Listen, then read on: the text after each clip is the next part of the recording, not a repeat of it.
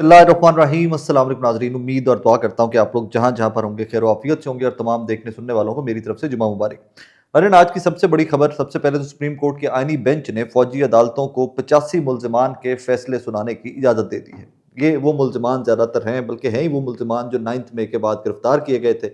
और इसमें हसान न्याजी, हैदर मजीद, इसमें बहुत नाम हैं, इबाद फ़ारूक साहब, बहुत सारे नाम हैं इन 85 मुल्ज़िमान में।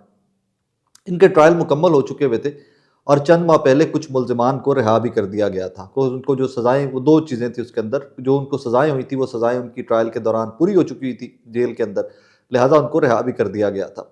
ये एक प्रोलॉन्ग्ड केस था जो लटका आ रहा था और इन 85 मुल्ज़िमान के मुकद्दर का फ़ैसला जो है वो फाइनली आज कर दिया गया है। एक चीज़ इसके ऊपर जिस पे एक जमहूर पसंद होते, मैं दुखी ज़रूर हूँ कि जनाब फ़ौजी अदालतें सिविलियंस के ट्रायल कर रही हैं और उनको सज़ाएँ दे रही हैं।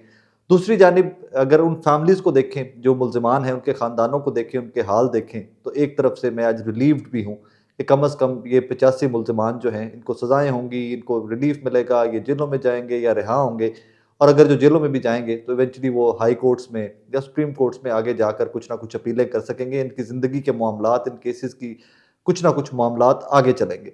But at the same time, as I said earlier, कि एक चीज़ के ऊपर मैं दुखी भी हूँ कि इस मुल्क में बज़ाहिर जमहूरियत तो मौजूद है और उसी जमहूरियत को लेकर फ़ौजी अदालतें जो हैं वो ट्रायल कर रही हैं और सज़ाएँ दे रही हैं। बहरहाल दैट्स हाउ इट इज़। और ये मामलात शुक्र अल्हम्दुलिल्लाह, मैं एक चीज़ के लिए वाक़ई में आई एम हैप्पी कि यार चलो कम से कम इन लोगों में से कुछ कम से कम जेलों में जाएँगे, ये जेलों में जब जाएँगे तो इनके ख़ानदानों से मुलाकातें हो सकेंगी, इनके दोस्तों से, इनके वकला से कम से कम जेल के मखसूस वो ये 1-1 2-2 दिन जो होते हैं हफ्ते के, उस दिन ही मुलाकात हो जाएगी, कम से कम इनके कोई टेलीफ़ोनिक राब्ते हो जाएँगे। कुछ ज़िंदगी की तरफ ये जो 85 मुल्ज़िमान हैं, ये भी वापस आने लगेंगे। दूसरी बड़ी खबर आज की, फाइनली पाकिस्तान तहरीक-ए-इंसाफ के बैरिस्टर गौहर साहब ने और उनकी टीम ने फाइनली उन तमाम शुहदा, ज़ख्मियों और मिसिंग पर्सन्स की डिटेल शेयर कर दी हैं और उनके खिलाफ, शहबाज शरीफ साहब और बाकी अफराद के खिलाफ 26 नवंबर का मुकदमा दर्ज करने का भी के लिए भी अदालत से रुजू कर लिया है। ये मैं थोड़ी सी लिस्ट जो है मैं आपके सामने रख देता हूँ। ये मिशाल यूसुफ़ज़ई साहिबा ने लिस्ट शेयर की है, पीएमएलएन की पाकिस्तान तहरीक-ए-इंसाफ की रहनुमा खैबर पख्तूनख्वा से एक्सक्यूज़ मी। वो लिखती हैं, 26 नवंबर एहतजाज के तनाजुर में 12 लोग शहीद हुए, जिनकी तदफीन हो चुकी है। गोली से ज़ख्मी होने वाले वर्कर्स 23 हैं और 139 वर्कर्स मिसिंग हैं, जिनका पता नहीं चल रहा कि ज़िंदा हैं या शहीद हो चुके हैं। तमाम तर सबूत और अदाद-ओ-शुमार क्रिमिनल कंप्लेंट में अदालत में जमा करवा दिए गए हैं और बैरिस्टर गौहर साहब की मुद्दत में पार्टी की जानिब से एफआईआर काटने की इस्तदा कर दी गई है। गोली चलाने का हिसाब देना पड़ेगा। अच्छा, इसमें ये जो मेरे सामने डिटेल्स हैं, ये 139 लोग हैं जो मिसिंग हैं और कुछ ऊपर 26 के करीब, जिस तरह उन्होंने खुद लिखा कि 26 लोग हैं जो ज़ख्मी हुए हैं अभी तक, according to Pakistan Tehreek-e-Insaf calculation. ये जो लिस्टें शेयर की गई हैं, मैं टेक्निकल सी बात कर रहा हूँ। बहुत सारे लोग आप में से मुझसे शायद मुत्तफ़िक नहीं होंगे, लेकिन मैं टेक्निकल सी बात कर रहा हूँ। इसके अंदर सिर्फ 2 चीज़ें लिखी गई हैं। नाम, मतलब एक मिसाल देता हूँ, आमिर, मिसिंग वर्कर्स जो हैं पाकिस्तान तहरीक-ए-इंसाफ के, वो डिटेल्स कुछ में जो सीरियल नंबर 1 के ऊपर जो लिखा गया, आमिर, फादर नेम अकरम। इसी तरह आगे आदिल, फादर नेम हाज़िर खान। आगे एक और आसिफ, फादर नेम जहां बहादुर।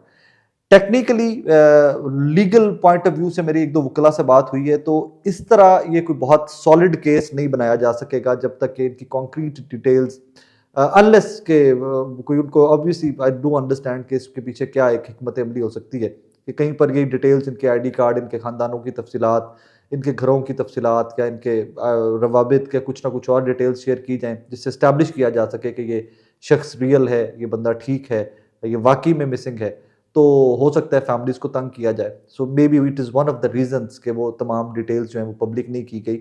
लेकिन ये जो लिस्टें शेयर की गई हैं, I think as it is, यही अदालतों में भी सबमिट की गई हैं। बट इन लिस्टों को लीगली वेट करना अदालतों के लिए भी, और लीगली साबित करना कि ये तमाम वर्कर्स, जिस तरह 139 का नंबर मिसिंग का दिया हुआ है, कुछ ज़ख्मियों का दिया हुआ है, सो मेरे नज़दीक ये थोड़ा सा मुश्किल काम हो जाएगा पाकिस्तान तहरीक-ए-इंसाफ के लिए। पहले ही बहुत डिले हो गए। आज मतलब जब मैं आपसे मुखातिब हूँ, 13 दिसंबर का जुमे का दिन है, पहले ही बहुत डिले हो गया हुआ है और 26 नवंबर से 13 कोई 2 हफ्ते से ज़्यादा का वक्त गुजर गया हुआ है और फाइनली तहरीक-ए-इंसाफ ने ये लिस्टें कंपाइल की हैं। आई एम श्योर कि ये लिस्टें कंपाइल करने में भी बहुत मुश्किलात हुई होंगी, बहुत ज़्यादा मुश्किलात हुई होंगी। लेकिन तमाम दावे और तमाम जो 26 नवंबर की रात को वहाँ पर होता रहा, उस तमाम चीज़ों के खिलाफ ये पाकिस्तान तहरीक-ए-इंसाफ को ये तमाम तर चीज़ें इकट्ठी करना ज़रूरी भी बहुत था। इसके अलावा इनका केस स्टैंड नहीं करता और अब ये जब चीज़ें सामने आ गई हैं तो in days to come let's see what happens. अच्छा, जाते-जाते मेरे नज़दीक सबसे इम्पॉर्टेंट चीज़ जो है ना, जो आई थिंक मौजूदा हालात व वाक़यात में सबसे ज़्यादा अहमियत की हामिल होनी चाहिए और शायद उसके ऊपर उसके कदर बात नहीं हो रही, वो पाकिस्तान तहरीक-ए-इंसाफ के मुज़ाकरात हैं हुकूमत के साथ। वी ऑल नो दैट कि इमरान खान साहब मल्टीपल टाइम कह चुके हैं कि भाई ताकत इनके पास नहीं है, ताकत एस्टैब्लिशमेंट के पास है, ताकत इनके पास है, उन्हीं से बात किए जाने चाहिए। Power talks to power. Maryam Nawaz sahiba अपने टाइम के अंदर भी सिर्फ एस्टैब्लिशमेंट से बात करना चाहती थी। उन्होंने तो यहाँ तक कहा था एट सम पॉइंट कि जी मौजूदा हुकूमत को कर लो तो फिर असी एस्टैब्लिशमेंट ना गल करांगे। सो यहाँ तक मामला चलते रहे। यही पैटर्न पाकिस्तान तहरीक-ए-इंसाफ के इमरान खान साहब की पॉलिटिक्स का था। मेरा एनालिसिस है, मैं गलत हो सकता हूँ और आप तमाम लोगों को मेरे से वो मुत्तफिक ना होने का हक भी है, मेरे से डिसएग्री करने का हक भी है। बज़ाहिर लगता ये है कि पाकिस्तान तहरीक-ए-इंसाफ की दस्तयाब लीडरशिप और इमरान खान साहब के नज़रियाती सियासत के अंदर बहुत फ़र्क आ चुका है और शायद यही एस्टैब्लिशमेंट अचीव करना चाहती थी और with in couple of months, जो पिछले चंद हैपनिंग मंथ्स थे, उनके अंदर ये अचीव कर लिया गया है। इमरान खान साहब एक तरफ कहते हैं कि जनाब मुतालबात जूं के तू हैं, मेरे शो के अंदर रऊफ हसन साहब ने कहा जी हमारे 3 के 3 मुतालबात जूं के तू हैं। एट द सेम टाइम हुकूमती ज़रा ये कहते हैं कि जनाब जो इनिशियल एंगेजमेंट हुई है पाकिस्तान तहरीक-ए-इंसाफ के लोगों के साथ, वो अपने तमाम मुतालबात से पीछे हट गए। नंबर 2, इमरान खान साहब ने कल एक सहाफ़ी से बात करते हुए भी कहा कि मुझे तो लगता है ये अपनी लीडरशिप के हालात वाक़यात देख कर कि जैसे बाहर सब कुछ नॉर्मल है, पाकिस्तान के अंदर कुछ भी नहीं हो रहा इस टाइम के ऊपर, एवरीथिंग इज़ नॉर्मल। और फिर आज बैरिस्टर अली ज़फ़र साहब की एक स्टेटमेंट है, ये बड़ी काम की स्टेटमेंट है, ज़रा इसको पढ़िएगा, ज़रा गौर से सुनिएगा। पीटीआई मुज़ाकरात का तरीका गलत है, लगता है हम सब भीख मांग रहे हैं। इमरान खान से बात की तो उन्होंने कहा कि ये बातचीत का कोई तरीका नहीं है। इससे इमरान खान बहुत गुस्से में हैं। हमने एक कमेटी बना दी है, लगता है हुकूमत को भी इजाज़त नहीं मिली। वो भी पीएमएलएन का एक स्टांस ये है कि जनाब एस्टैब्लिशमेंट इजाज़त देगी तो गवर्नमेंट हमसे मुज़ाकरात करेगी। As a matter of fact establishment is main stake holder. पहले तो तहरीक-ए-इंसाफ डायरेक्टली मुज़ाकरात ही एस्टैब्लिशमेंट से करना चाहती थी और अगर उन्होंने मिड वे निकाल लिया, कोई सियासी रास्ता निकाल लिया पार्लियामान का तहरीक-ए-इंसाफ ने, तो ऑब्वियसली वो अपने मौक़िफ़ से पीछे ज़रूर हटे हैं, लेकिन उसका मतलब ये भी नहीं है कि लेट जाया जाए। मैं एक मिसाल देता हूँ आपको। इमरान खान साहब की सिविल नाफरमानी की तहरीक जो है, वो 14 से 16 दिसंबर की डेट दी गई थी कि 14 तक कमेटी बन गई है, कमेटी देख ले कुछ होते हैं कल के दिन तक, और फिर हम 16 से स्टार्ट करेंगे। दो कि मैंने ही रऊफ हसन साहब से ये दरख्वास्त की थी कि 16 दिसंबर सन है एपीएस और 16 दिसंबर सकूत ढाका एंड ऑल। सो मेहरबानी कीजिएगा, मेरा अब ज़ाती ख्वाहिश थी कि मेरा वो एक रिक्वेस्ट थी रऊफ हसन साहब से कि पॉलिटिकल कमेटी में रखिएगा कि 16 दिसंबर से एक आधा दिन आप लोग आगे अगर ये करते भी हैं, आप इम्प्लीमेंट करते भी हैं सिविल नाफरमानी की तहरीक को के ऊपर आप काम आगे भी करते हैं, तो इसको 1-2 दिन डिले कर लीजिएगा। बहरहाल इमरान खान साहब कहते हैं कि जनाब सिविल नाफरमानी की तहरीक आएगी। अलीमा खान साहिबा ने इमरान खान साहब का पैगाम कल पहुँचाया पाकिस्तानियों तक, इमरान खान के वोटर्स तक। रात को ज़रताज गुल साहिबा फरमाती हैं शिफा यूसुफ़ज़ई साहिबा के शो के अंदर कि जनाब अभी सिविल नाफरमानी is not on the table. Since we have started negotiations, हमारे मुज़ाकरात स्टार्ट हो गए हुकूमत से, या हो रहे हैं या हम करना चाहते हैं, सो अभी के लिए सिविल नाफरमानी जो है it's not on the table. न्याणा गल करे सियाणा क्यास करे।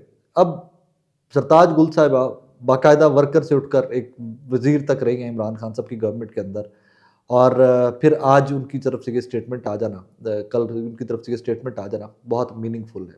समझा जा सकता है, तय किया जा सकता है, माना जा सकता है, एनालाइज किया जा सकता है कि कुछ डिफरेंसेस ज़रूर हैं। या इमरान खान साहब की बातें अपनी लीडरशिप तक पहुंच नहीं रही, या इमरान खान साहब की बातें लीडरशिप के कानों पर असरअंदाज नहीं हो रही, या लीडरशिप को कुछ ऐसा, कोई फ़ोटो ऐसी या कोई इस तरह का दिखा दिया गया है, या कुछ इस तरह का मंजरनामा दिखा दिया गया है कि लीडरशिप जो है वो बोल भी कुछ नहीं पा रही और बहुत सारी ऐसी चीज़ें कर भी रही है कि जो इमरान खान साहब का विजन या इमरान खान साहब के ऑर्डर्स नहीं है। स्ट्रेट अप कल अलीमा खान साहबा की स्टेटमेंट मैंने आपके सामने रखी कि शी सेड कि we gonna go ahead with civil disobedience, but Sartaj Gul साहबा तो कहती हैं कि जनाब सिविल नाफरमानी is not on the table right now. ये अभी हम बात कर रहे हैं तो उसके बाद फिर हम देखेंगे कि क्या करना है। इसी तरह बहुत सारे लोग और हैं, बैकग्राउंड है ना इसका। 26 नवंबर को 24 नवंबर को कितने के लोग पहुंचे थे डी चौक और इस्लामाबाद, आपके सामने।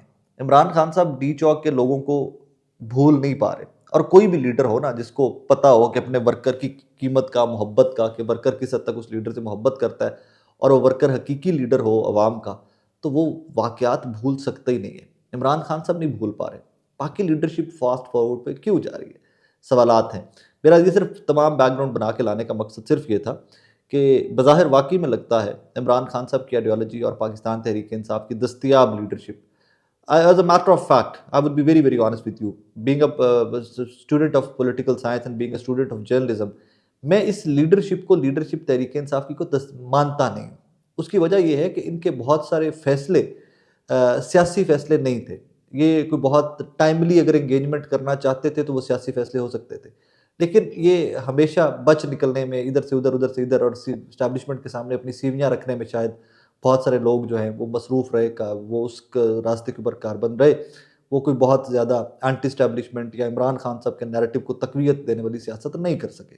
पाकिस्तान तहरीक इंसाफ की लीडरशिप और थी, और मौजूदा हालात के अंदर मुझे लगता है कि इमरान खान साहब के नज़रिए के साथ सिर्फ 2-3 शख्सियात खड़ी हुई हैं। हलीमा बीबी खड़ी हुई हैं, उनकी हमशीरा, उनका ख़ानदान इमरान खान साहब का खड़ा हुआ है। बुशरा बीबी खड़ी हुई हैं, और उसके अलावा मुझे पाकिस्तान तहरीक इंसाफ के लीडरान में से कोई बंदा खड़ा हुआ नज़र नहीं आता है। सच ज़रा नज़र मार के देखिए, शायद आप भी मुझे बताइएगा। शाहिद खटक जैसे लोग हो सकते हैं, सुहेल अफरीदी जैसे लोग हो सकते हैं, मीना खान जैसे लोग हो सकते हैं, नौजवान हैं, स्टूडेंट पॉलिटिक्स करके आगे हैं, वो लोग तो खड़े हो सकते हैं, लेकिन और मुझे ऐसा सच कोई नज़र नहीं आ रहा है दिस टाइम। अपना बहुत सारा ख्याल रखिएगा, दुआ में याद रखिएगा। अल्लाह हाफ़िज़।